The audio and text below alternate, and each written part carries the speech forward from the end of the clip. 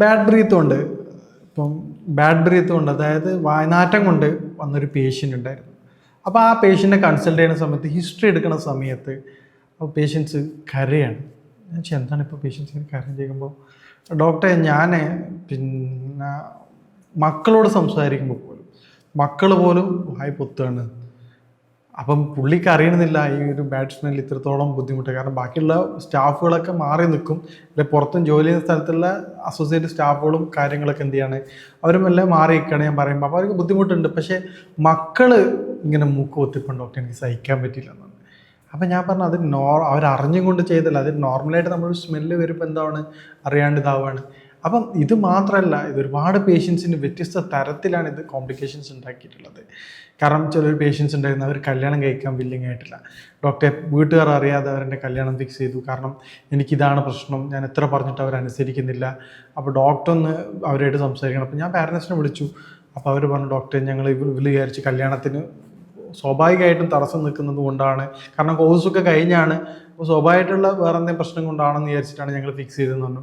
അപ്പോൾ ഞാൻ പറഞ്ഞു കല്യാണത്തിന് ടൈം ഉണ്ടായിരുന്നു, 6 months ഗ്യാപ്പ് ഉണ്ടായിരുന്നു. ഞാൻ അവരോട് പറഞ്ഞു കുഴപ്പമില്ല, ആ കുട്ടിയോടും പറഞ്ഞു പേടിക്കേണ്ട ആവശ്യമില്ല, നമുക്ക് ട്രീറ്റ് ചെയ്ത് പെട്ടെന്ന് തന്നെ മാറ്റാൻ പറ്റും. അപ്പോൾ അതൊരു 2-3 മാസം കൊണ്ട് തന്നെ അവർക്ക് എന്ത് ചെയ്യാൻ പറ്റും, 60% മാറ്റങ്ങൾ വന്നു.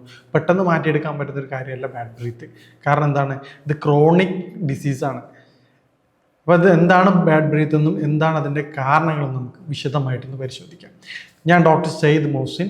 ഇന്ന് നമ്മൾ സംസാരിക്കാൻ പോകുന്ന വിഷയം ബാഡ് ബ്രീത്താണ്. ലോകത്ത് മൊത്തത്തിൽ ഒരു 10 മുതൽ 15% ആൾക്കാരിൽ, മനുഷ്യന്മാരിൽ ഇത് എഫക്റ്റ് ആയിട്ടുണ്ട്.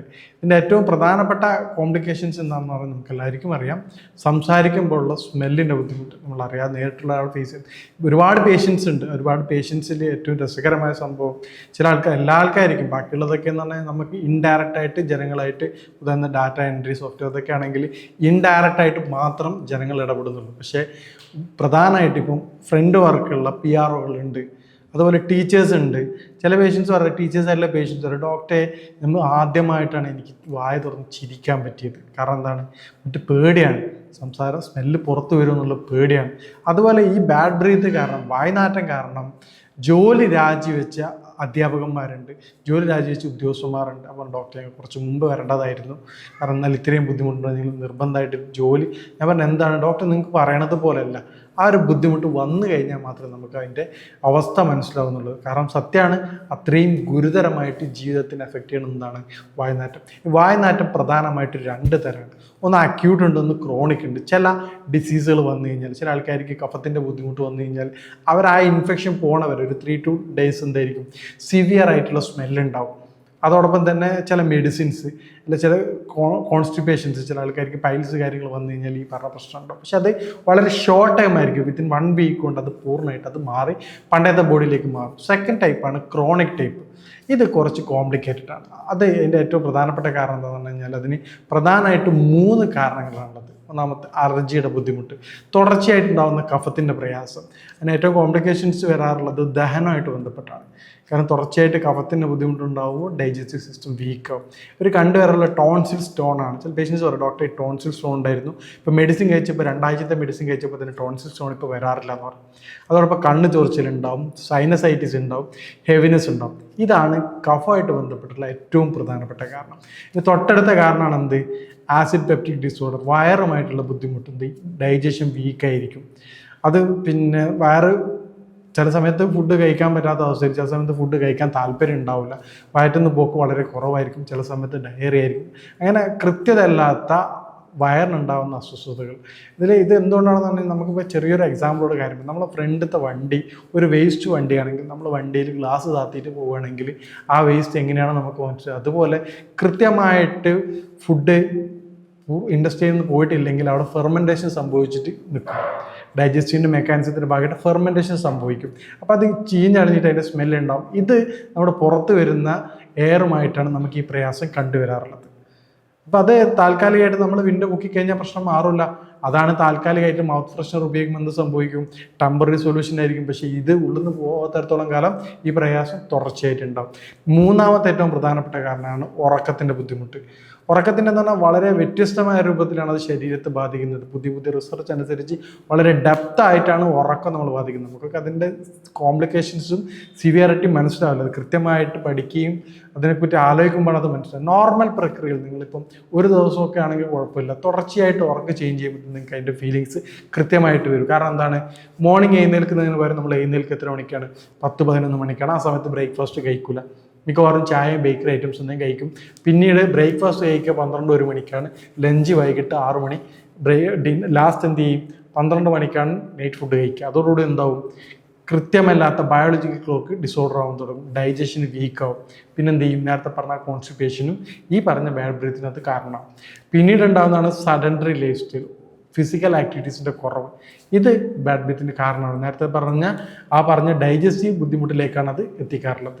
ഇനി ഏതാണ് നമുക്കുണ്ടാവണം, എന്താണ് അതിൻ്റെ കാരണമെന്ന് മനസ്സിലാക്കിയാൽ നമുക്കത് പൂർണ്ണമായിട്ടും കാരണം മനസ്സിലാക്കി കഴിഞ്ഞാൽ വളരെ എളുപ്പത്തിൽ നമുക്ക് ബാഡ് ബ്രീത്ത് പൂർണ്ണമായിട്ടും ചികിത്സിച്ച് മാറ്റാവുന്നതാണ്.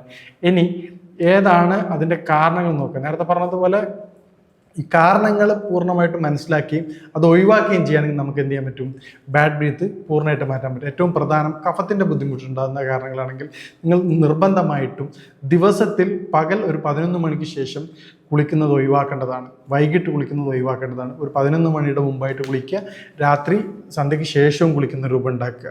പിന്നെ റൂമിൽ കിടക്കുന്ന സമയത്താണെങ്കിൽ ഫാൻ്റെ നേരെ ചോട്ടിൽ തലവെച്ച് കിടക്കാത്ത പൊസിഷനൊന്ന് മാറ്റി കിടക്കുക. കാരണം തുടർച്ചയായിക്കൊണ്ട് ദിവസവും ബ്രഷ് ചെയ്യുന്ന സമയത്ത് ഒരു കഫത്തിൻ്റെ ബുദ്ധിമുട്ട് നിങ്ങൾക്ക് ഫീൽ ചെയ്യുന്നുണ്ടെങ്കിൽ നിങ്ങൾ സ്വാഭാവികമായിട്ടും തുടർച്ചയായിട്ടും ഒരു കഫത്തിൻ്റെ ബുദ്ധിമുട്ട് അനുഭവിക്കുന്ന ആളാണ്. അത് പിന്നീട് മെല്ലെ ഈ പറഞ്ഞ ബാഡ് ബ്രീത്തിലേക്ക് കാരണമാവും. പിന്നീട് നമ്മൾ ചെയ്യാൻ പറ്റുന്ന ഇത് സൈനസ്, അലർജി, കണ്ണ് ചൊറിച്ചിൽ എന്നുള്ള ബുദ്ധിമുട്ട്, തൊണ്ടയ്ക്കൊരു ഡിസ്കംഫർട്ട്, ഇതൊക്കെയാണ് കഫമായിട്ട് ബന്ധപ്പെട്ടിട്ടുള്ള കഫത്തിൻ്റെ ബുദ്ധിമുട്ടുണ്ടാകുന്ന ബാഡ് ബ്രീത്തിൻ്റെ കാരണങ്ങൾ. ഇത് മനസ്സിലാക്കി ആ കഫത്തിൻ്റെ ബുദ്ധിമുട്ട് കുറയ്ക്കുകയാണെങ്കിൽ നമുക്ക് ബാഡ് ബ്രീത്ത് പൂർണ്ണമായിട്ട് മാറ്റിയെടുക്കാം. രണ്ടാമത്തെ കാരണം നേരത്തെ പറഞ്ഞ വയറുമായിട്ടുള്ള ബന്ധപ്പെട്ട കാര്യത്തിനാണ്. നമുക്ക് എന്ത് ചെയ്യും? രാവിലെ ബ്രഷ് ചെയ്യുന്ന സമയത്ത് ഒരു പുളിച്ച സാധനം, ഒരു ആസിഡ് ടൈപ്പ് സാധനം ബ്രഷിങ് സമയത്ത് നമുക്ക് ഫീൽ ചെയ്യും. അതോടൊപ്പം തന്നെ നമ്മുടെ നാവ് എന്തായിരിക്കും? വെളുത്ത കളറായിരിക്കും, പല ഭാഗങ്ങളിലും റൗണ്ടഡ് ഒരു അൾസറേറ്റീവ് ടൈപ്പ് ആയിരിക്കും. ഇതാണ് ഈ 2 കാരണം വെച്ച് നോക്കി നമുക്ക് ഏത് ടൈപ്പാണെന്നുള്ളത് നോക്കാം.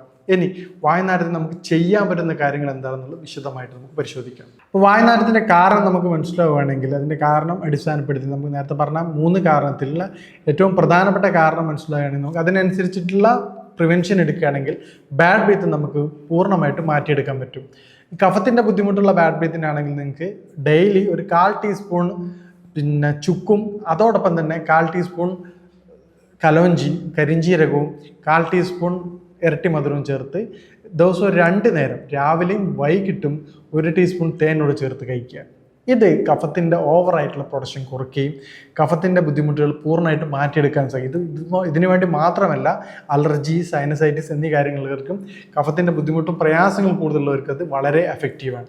രണ്ടാമത് നേരത്തെ പറഞ്ഞ വയറിൻ്റെ ബുദ്ധിമുട്ടുള്ളവർക്ക് അയമോദകവും 2 അല്ലി പിന്നെ വെളുത്തുള്ളിയും ചേർത്ത് ഡെയിലി ഭക്ഷണത്തിന് ശേഷം കഴിക്കുകയാണെങ്കിൽ വയറുമായിട്ട് ബന്ധപ്പെട്ട ബുദ്ധിമുട്ടുകൾ പൂർണ്ണമായിട്ടും മാറ്റിയെടുക്കാവുന്നതാണ്. ഇനി നമുക്ക് അതോടൊപ്പം തന്നെ എംപ്റ്റി സ്റ്റൊമക്കിൽ വീട്ടിൽ വെറും വയറ്റിൽ രാവിലെ അനാറ് കഴിക്കുന്നത് വളരെ എഫക്റ്റീവാണ്. അതുപോലെ രാത്രി ഉറങ്ങുന്നതിന് മുമ്പായിട്ട് 5 അത്തിപ്പഴവും അതോടൊപ്പം തന്നെ പപ്പായയും കഴിക്കുന്നത് വളരെ എഫക്റ്റീവാണ്.